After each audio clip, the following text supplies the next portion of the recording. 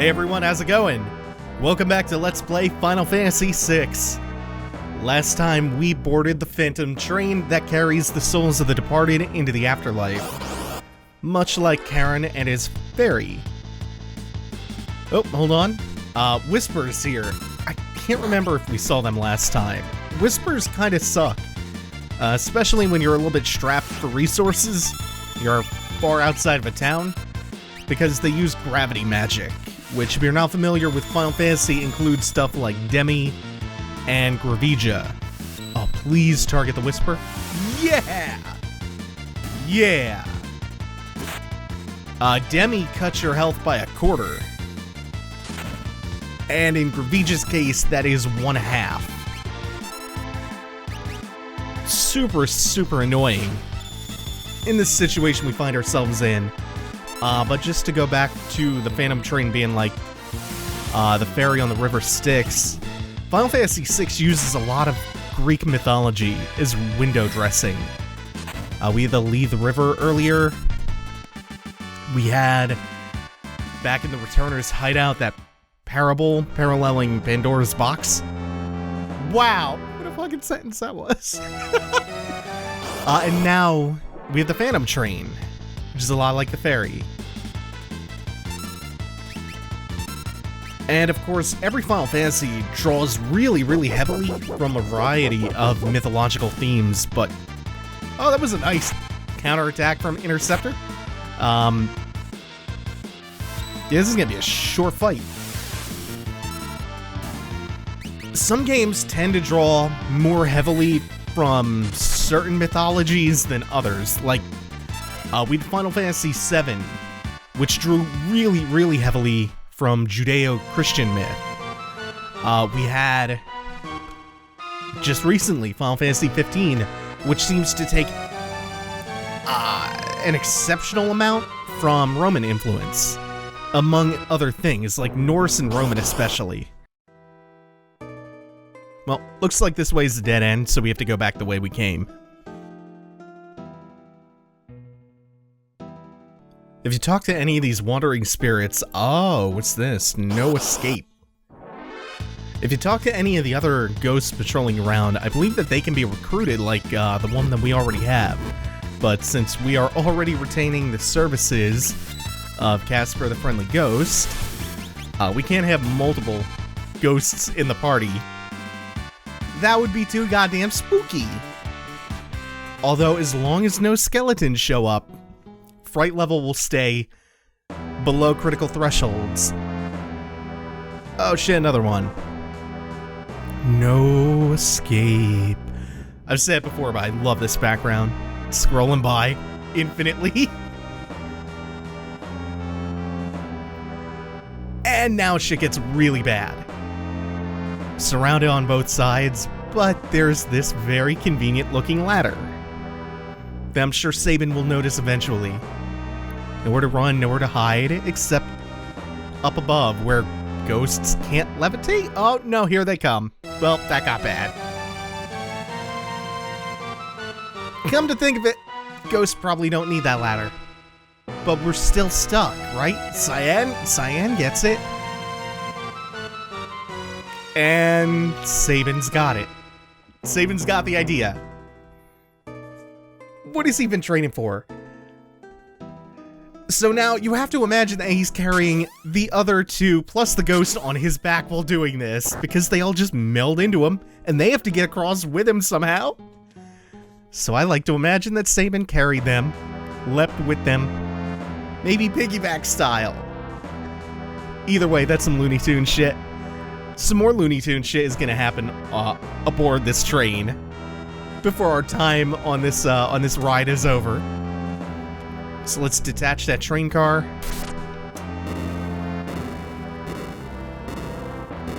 And, yeah, I guess the ghosts just, they can't float fast enough? Oh, that's an impassable wall. Oh, shit. Ooh, oversouls. These things have super cool designs. Wow, I really, really like those sprites. I forgot about this enemy. I don't know if they do anything special, but damn. They've like the detail of a boss design. And they are indeed boss designs. Oh, they harmed / hurt my ghost. Ah, what a shame. It's fine. Hurricane plus a Fang. That'll do the trick. Oh shit, I kinda don't remember. Do I have to go outside and go along the edge? No, that's not even an option. Sometimes it is. Oh, wait.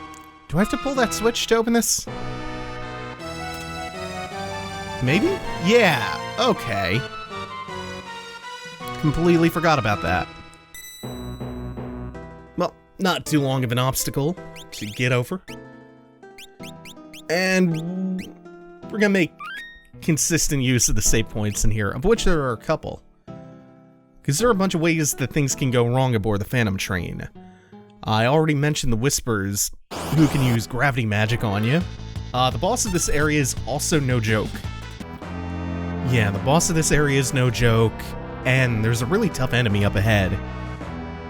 Luckily, you have this kind of break glass in case of emergency option, because everything here is undead. Again, more Looney Tunes shit. Look at the way Sabin behaves.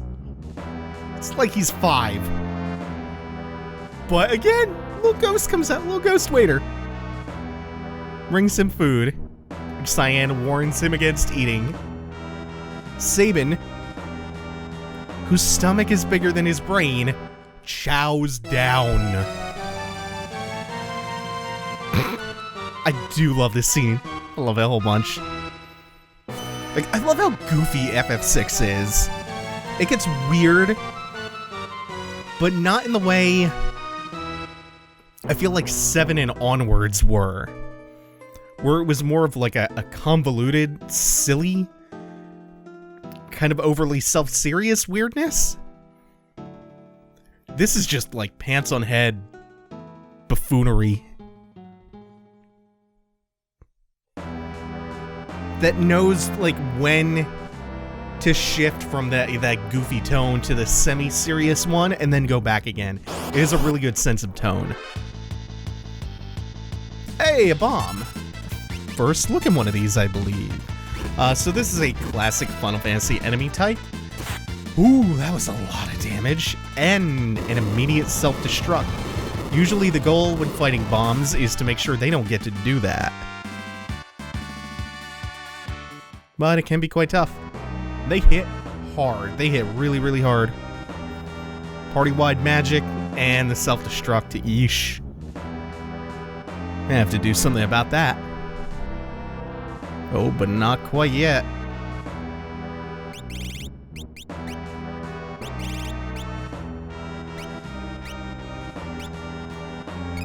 Yeah, we definitely want to make sure Shadow doesn't die immediately. And we can do with some topping up. I think that's probably fine. Really, right before I go through the door. This is a completely unguarded room. I lied. Oh! From where he came in, the world will never, ever know. But he comes in to make sure that we can't loot the chest in what's apparently his room aboard the train? This is Siegfried here. Siegfried is a punk ass. He's a punk ass bitch. But he looks cool. He talks tough. What does he have, though? 4 damage, 3 damage. Oh, he triggered the black belt counterattack. Perfect. Really? Uh-huh. Well, he's dead. Holy shit. The worst choices he could have possibly made. Siegfried. Siegfried. I'll still laugh last. Son of a bitch. I told you he's a punk. So with Siegfried, what happened there is that Siegfried decided to start that fight off by using a flurry, which deals very, very low amounts of damage in like 8 consecutive strikes. And he happened to target Cyan twice in a row. And Cyan has the black belt on, which gives him counterattacks. So he triggered 2 counterattacks and proceeded to die, because Siegfried has like 100 health. Good old Cyan. Ah, Cyan's so good.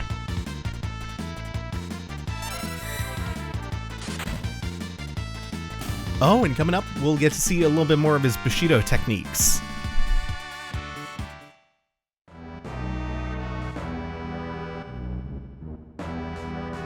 Open this up, and in here... Oh, this is the wrong room. I think it might be the compartment up ahead. Fairy ring and a tent. This is really good. We need a tent. We actually need that really bad. I've not been keeping myself stocked up. So there's the conductor. He's telling us where we need to go. It's straightforward. It's a straight line. It's a fucking train, so it's not hard to figure out where to go or what to do. Phoenix Down, a sniper site, and another Phoenix Down. It's like they're trying to tell you something about the enemies here. The Apparition is abnormally tough, but that's not going to make too big of a difference here. Oh, that attack doesn't work on him. Like most Phantom Train enemies, the Apparition counts as undead. In Final Fantasy, a special property of the undead is that things that normally heal will instead hurt them. Also, one thing that makes the Apparition really tough is that he counterattacks with lightning, and that hurts. But we killed him in one shot. Like I was saying, high potions do huge damage. Phoenix Downs, which we just got 2 of, will one-hit KO enemies. But there is another way to one-shot the Apparition, by using the Ghost's Possession ability. So we possessed a ghost with another ghost to death. It's a one-hit KO against anything, not just the Apparition. But it also removes our friendly ghost, Casper the Friendly Ghost, from our party. Aww. Too bad. It's worth using it against the Apparition, though, because our ghost buddy can't go much further with us anyway. We're just about at the end of the Phantom Train. Also, I don't know if you noticed, but we got another Hyper Wrist from the Apparition in the Monster in a Box. So that's totally, totally worth it. Super good right there. And as long as we can avoid confronting too much stuff... Oh, we got a nice save point, too. We'll be nice and close to topped up before we head into a boss fight that can be a little bit rough. Well, that really sucked. I had to open my big mouth. I ran into 4 whispers just now, right before entering the engineer's room. 4 whispers, chain casting gravity. Forcing me to exhaust a very limited supply of high potions that I have at this point. We'll get to a town soon enough, so... The note on the panel tells us what to do. We hit the 1st and the 3rd switch, then we come up here to the smokestack, where there's another switch we press. That is supposed to stop the train. So, you've been slowing my progress. Says the Phantom Train. Yup. Oh, yeah. Our boss of the area is the Phantom Train itself.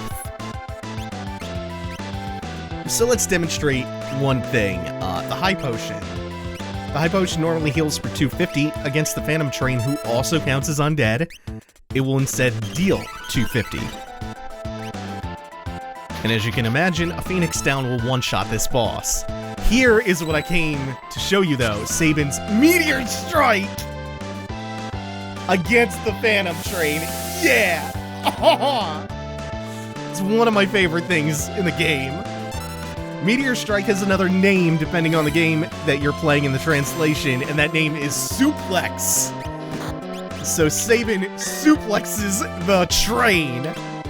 I love that. I love that he's capable of doing that, and that it doesn't just miss because the train's too heavy. Yeah! Sabin, you're the best. You are the coolest and strongest there ever was. Oh shit, but you're also near death, especially with that acid rain? Might need to break that glass in case of the emergency that we have going on here. Yeah, Shadow Wolf Phoenix down the train. We've won a moral victory against it by landing that suplex, which really looks more like an Azuna drop. Some sort of flying atomic buster German suplex. Oh, yeah. And we do get a 10, which is nice. Kinda nice. Consolation prize. I'll let you go, but first there's something I must do. So we only beat it in theory. We only weaken its morale a little bit. But the Phantom Train has to go about its job. Remember, it ferries souls to the other side. We are not souls of the deceased, so it's letting us off. Very nice of it. We beat it into submission by damaging its morale with a suplex. God damn it, I love that.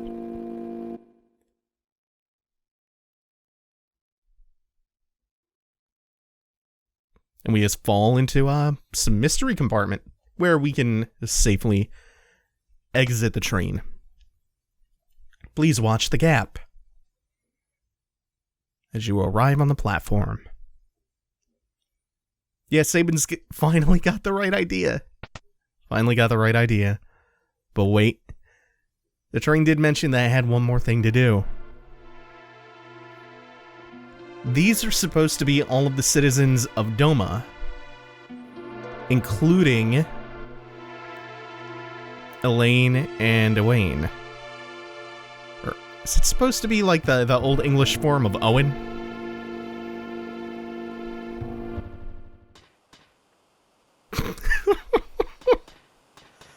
Oh, it's... God damn it. Shouldn't have been that funny, cause... that's actually pretty tragic. My love, you made me so happy, don't forget me. Dad, I'll keep practicing with my sword to make sure Mom's alright. That's rough. Aside from the Looney Tunes shit of him pushing Sabin off the platform, pretty poignant. So we cannot be consoled right now. Shadow advises you to leave him alone. Let's try to exit. We can't. There's no way to go down. So you really do just have to give Cyan a moment to breathe and accept the closure that he just got on the deaths of his wife and kid back in Doma. And this setting looks a little bit familiar. We are not where you might think we are. We are, in fact, in Barren Falls. Ready for this? Oh, yes, yes, yes. I think this looks absolutely astounding. If you put this into its historical context, I think this is super cool. And something that I really admire about Final Fantasy VI is how it leaves just enough to the imagination that you can use your mind's eye as a jumping off point. Like, you have this awesome scenery, but then you're filling in some of these mental blanks and you're just making it all the more lavish. And yeah, why not? And then it gets even better because, like, the way this camera tilts and oh, it's great. And you can even see a town off in the distance. Fuck, that's so cool. And then we get a fight falling down the waterfall. I find it really easy to just sublimate into the scenery. It might also tie back into why I like the sprites in this so much, but I find the portrait art to be a little bit blah. Because it's clashing with the mental representation that I have of the characters, which is weird to think about because it's a visual medium, right? So I think it's kind of rare for something so visually oriented to be able to do that. That's the magical thing about the Super Nintendo era, though, is you have a lot of freedom of expression and you can be detailed, but there's still enough limitation to make something like this possible. That's radical. I find that very special. And I don't think Final Fantasy VI is like a high bar for pixel art. It's certainly not ugly at all, or technically weak. I just don't think it's the high bar on the Super Nintendo. It is technically a very impressive game, but there are games on the SNES with better, more detailed pixel art. But none of them give me this sensation with the exception of maybe like Chrono Trigger. And they made this game inside of a year. Like, imagine that. It's so impressive to me. So the Prosopis comes out after about 60 seconds of real battle time against those much, much weaker fish. And you can kind of get screwed against this enemy, but it doesn't happen very often. And they do you the kindness of healing your party back to full after the Phantom Train, because again, that fight can get pretty dicey. So they don't make you go into this with status ailments all over you and low health from the fight.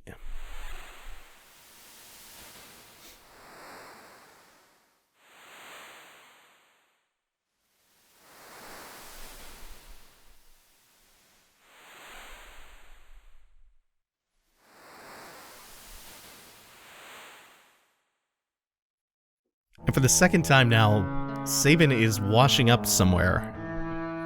Oh, and who is this?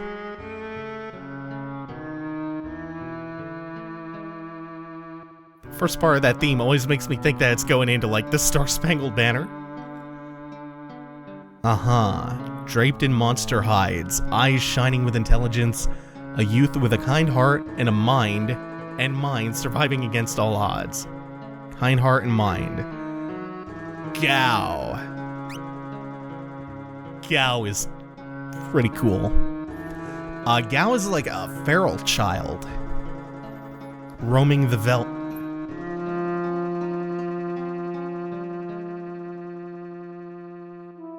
And there's a pun with his name that gets lost in translation. But wait. Oh, yeah. Oh, shit. Final Fantasy VI would be a shell of itself without its music. I can melt into this one.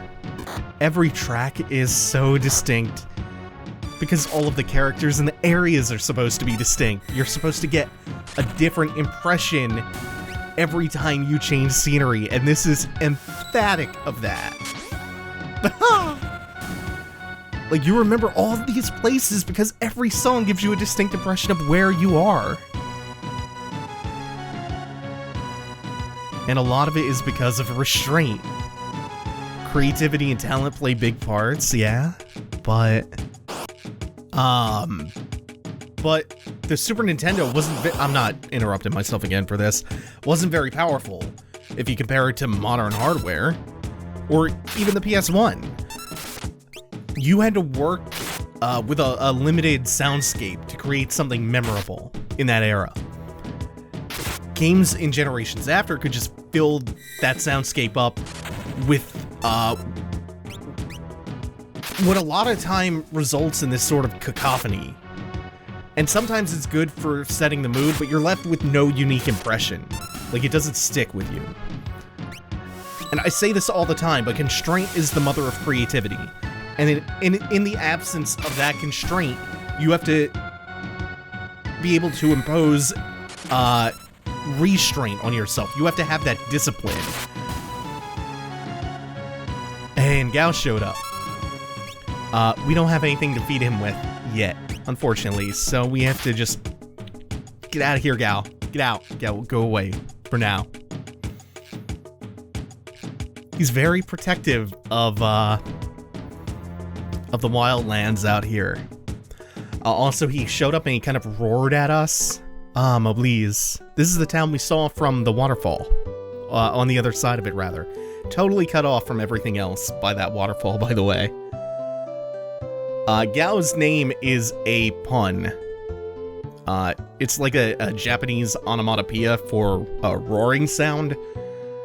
So, in the Japanese version, if you name him something other than Gao, he doesn't roar at you as much, I think. But that joke gets that pun gets lost in translation. So even if you do rename him in this one, he still roars at you pretty much regardless of what you try to do. Only the letters coming from the town of Miranda are keeping this wounded soldier in this house going. We're gonna talk to this guy real quick before we end the episode, because I think he's gonna have some a little bit of light running around for us to do. So he was an Imperial soldier, but he found what they were gonna do to Doma, which, remember, Kefka's plan was to poison the water there and kill everybody in the castle. He found that unconscionable, so he tried to desert them, and they broke just about every bone in his body. He can't do anything, can't get up to read the letter from his dear Lola back in Miranda, where he comes from, and he certainly can't write back to her. Even my fingers were broken, so he can't lift a pen. So, someone's gonna have to do that. And we might just save that for next time. I think we're gonna do a little part of his side quest next time. Thanks for watching, everyone. Take it easy. Have a good one.